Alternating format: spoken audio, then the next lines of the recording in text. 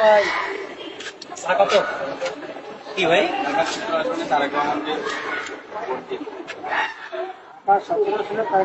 বিএনপির তরফ থেকে আসছেন? আচ্ছা, তা আমি কি কিছু কথা বলতে পারি? আমার প্রশ্ন হচ্ছে, মানুষ বিএনপিকে কেন ভোট দিবে? কেন ভোট দিবে? কেন দিবে না? কেন দিবে না?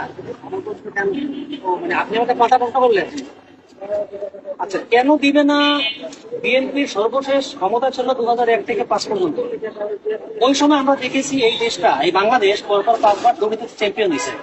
এই যে আপনাদের নেতা তারেক রহমান, উনি খাম্বার ব্যবসা করুন, নাম হয়েছিল খাম্বা তারেক। উনি গ্রামগঞ্জে খাম্বা স্থাপন করছেন, কিন্তু কারেন্টের তার এখনো দেয় নাই। এটা আপনি গ্রামগঞ্জে গেলে এখনো পাবেন। এবং বিদ্যুৎ খাতে দুর্নীতি ছিল। তারপরে হচ্ছে একযোগে সারা দেশে সিরিজ বোমা হামলা হয়েছিল। তারপর হচ্ছে আওয়ামী লীগের গ্রেনেড বোমা হামলা হয়েছিল। এরপরে বিভিন্ন জায়গায় বিদ্যুতের দাবিতে ড্যামরা এবং চাঁপাইনবাবগঞ্জ কানসাটে লোক মারা গেছে। সারের দাবিতে মানুষজন আন্দোলন করতে গিয়ে লোক মারা গেছে। ঠিক আছে, এত কিছুর পরেও আপনি বলেন মানুষ কেন বিএনপির ভোট দেবে? এবং আরো কথা বলি আমি, আপনার সময় আছে? আরো কথা বলি। এই যে আপনাদের নেতা তারেক রহমান 17 বছর লন্ডনে ছিল।